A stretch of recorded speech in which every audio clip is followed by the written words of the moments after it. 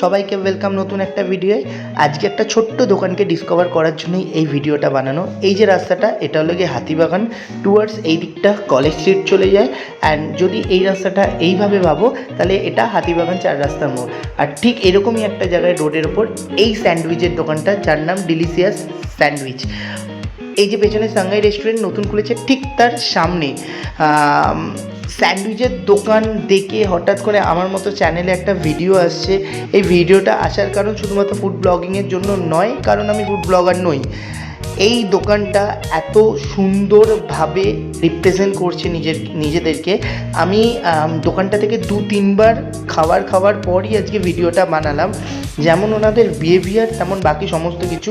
আর আমার মতে বলে এই হাতিবাগান চত্বরে এত সুন্দর স্যান্ডউইচ খুব কমই পাওয়া যাবে। আর তাই জন্যই আমি ভিডিওটা করলাম।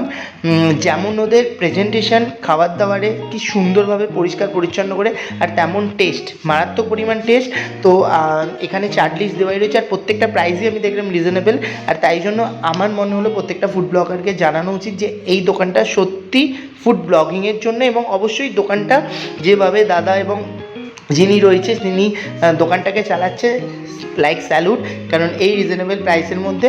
তো আমার মতে বলে এত সুন্দর খাবার, এত ঠিকঠাক রিজনেবল প্রাইসের মধ্যে সবার একবার ট্রাই করা উচিত। তো আমি আর চন্দ্রিমা গিয়ে ট্রাই করেছি, আর আবারও বলছি অনেকবার ট্রাই করার পরেই কিন্তু আজকে আমি ভিডিও বানিয়েছি। ফুড ব্লগিংয়ের জন্য নয়, ওনাদের এরকম এত সুন্দর প্রেজেন্টেশন, এত সুন্দর খাবার দাবার, সেটাকে মানুষের কাছে ছড়িয়ে দেওয়ার জন্য। যদি আমার ভিডিও দেখে কারোর মনে হয় তোমরা ওই জায়গাটায় যাবে, হাতিবাগান এরিয়ায় পড়ে, ডেসক্রিপশানে লিঙ্ক দিয়ে দিচ্ছি, অবশ্যই অ্যাড্রেস দিয়ে দিচ্ছি, তোমরা যেতে পারো।